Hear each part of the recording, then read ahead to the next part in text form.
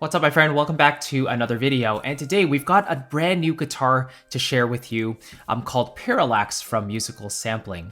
So this is their second entry into the Neo Guitar series. It's a really cool name, actually. I don't exactly know what it means, but it sounds epic, and that's all that all that's needed to grab my attention, at least. But no, in all seriousness, if you know me and my style of making music, and especially looking into sample libraries, the ones that I personally use, I prefer simplicity and intuitiveness, or libraries that are intuitive, over ones that tend to be very tweakable and ones that have lots of stuff on the GUI. One big reason I like musical sampling libraries for a lot of what I do is simply because they give us very few options to tinker with on the GUI, and it lets us make music right away with a very pleasing aesthetic GUI. And this library is no different. So let's just get into it a little bit here. So Parallax essentially is an electric guitar library that contrasts with Hinterland, the first entry into the series. I always found Hinterland a little bit more on the warmer, emotive side, whereas watching the walkthrough, Aaron's walkthrough for Parallax, it seems a little bit more gritty, it has more bite to it, and it definitely serves really well as a lead guitar in many rock cases or metal cases as well, which we'll hear a little bit later on in this video. Just so you know, this library is not Kontakt Player compatible, so you will need the full version of Kontakt to run this library. So that's why here you can see I'm opening it in the Files tab. And as soon as you open it up, you can see we have these regular patches. We have the DI Master, DI Lead Legato, Harmonics, fret slides, and then there's also a doubler patch as well. But the Master patch essentially allows you to play both chords and also melodies in the right hand. So it's a really good patch in order for you to try sketching things, because again, it gives you that double functionality. So for example, let's just play a little bit here.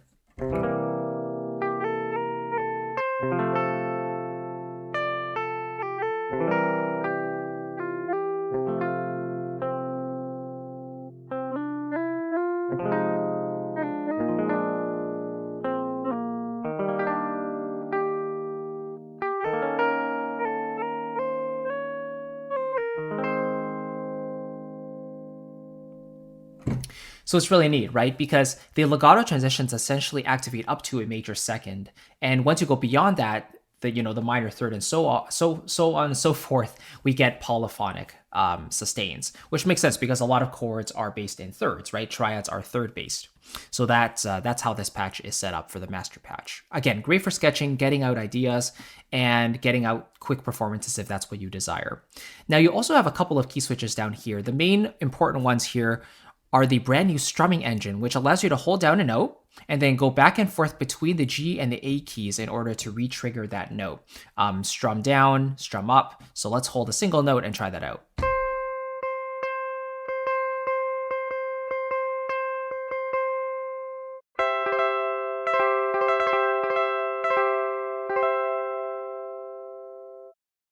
Right, and using CC2 allows you to trigger the speed of that strum. So how tight are those notes going to be strummed, or how loosely, right? So at the very bottom of the CC2, it's going to be very loose, and then at the top, it's going to be more tight, I believe.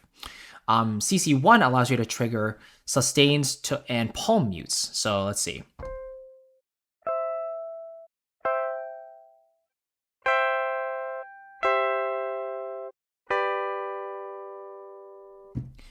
Right, so you notice at the top of the mod wheel there, we hear the full sustains going on without it being cut off. And then at the very bottom, we hear some mutes happening there. And then the final one we have here, or the other key switch to take a look at, is the green one, which are basically muted chugs or muted strums. So you can kind of play around with that as well. So that's the master patch, essentially an all-rounder patch for most of your purposes. So it's really cool that musical sampling provides these sorts of patches for us to get ideas down really quickly. Of course, we have dedicated legato patches as well, so here's the DI.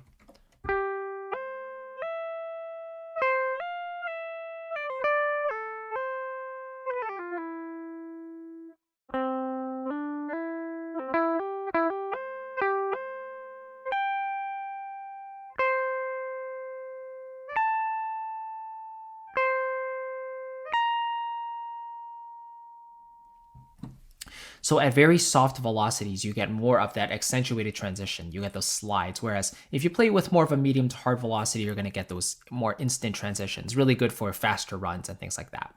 So those are always very useful. Let's hear the harmonics patch as well.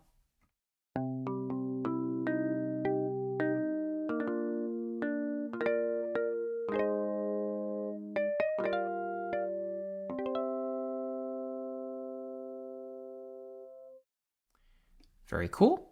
And we have some fret slides as well.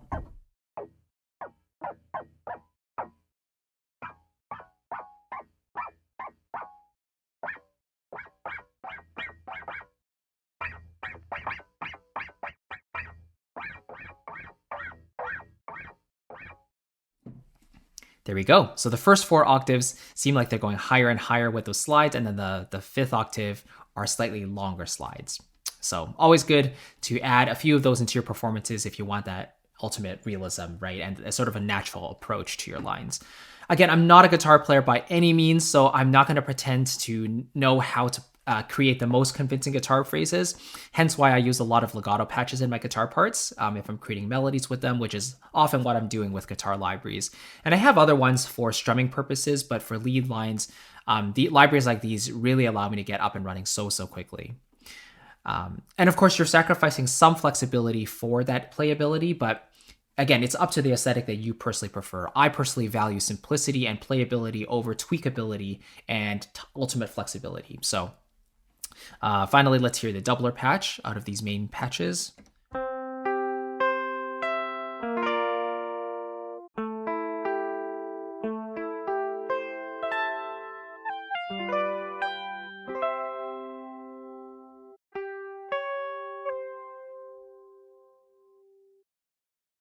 Right, so when you turn on the double track, instantly the sound widens dramatically, right? We definitely get that stereo effect. We haven't really done any reverb yet, so let's just hear this activated as well.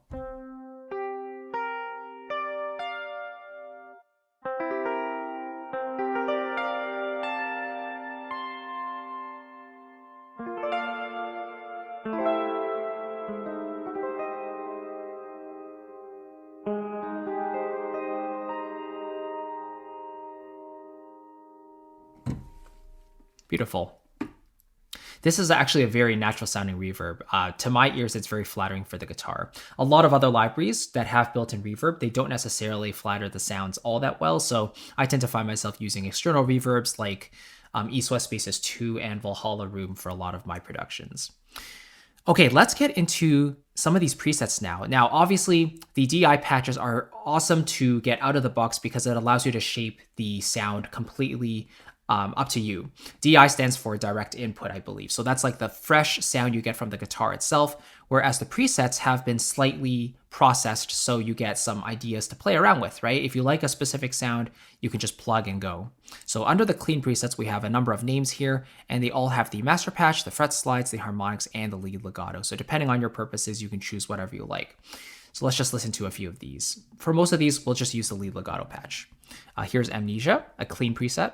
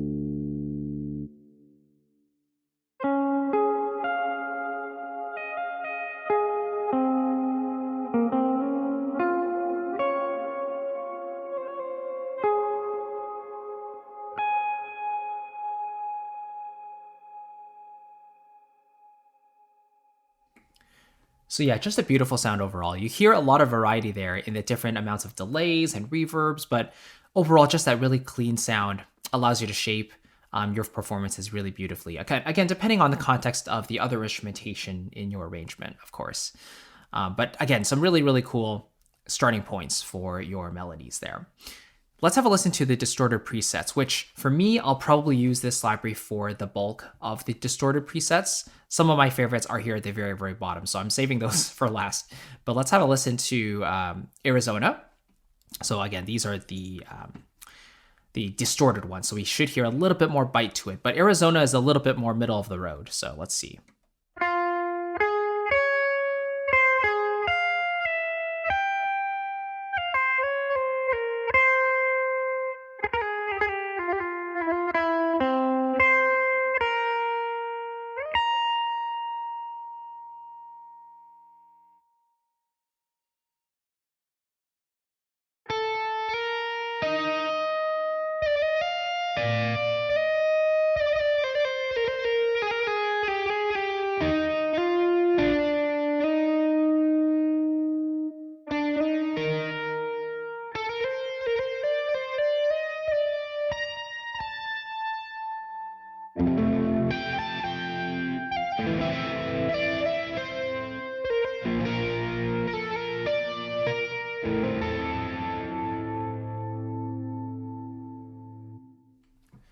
Right, so again here with the master patch, you sort of get a lot of the functionality we talked about before. Double tracking, we turned that on so it's super, super wide. And then because it's the master patch, you can play chords or really any sort of polyphonic lines in the left hand or anywhere on the keyboard. And if you want to play melodies, just make sure they're within a major or minor second. So those were two presets so far, Arizona and Great Old Days. And let's keep going here. Let's hear The Thief and hear the legato.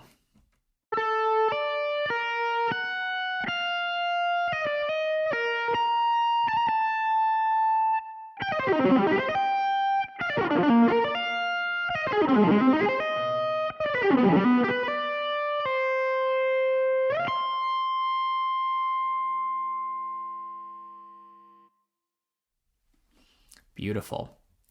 All right, now we come down to the final two patches. Again, two of my favorites. Again, the ones I'm probably going to use for my lead lines for electric guitar. Let's have a listen to Lights Out and then No Prisoners.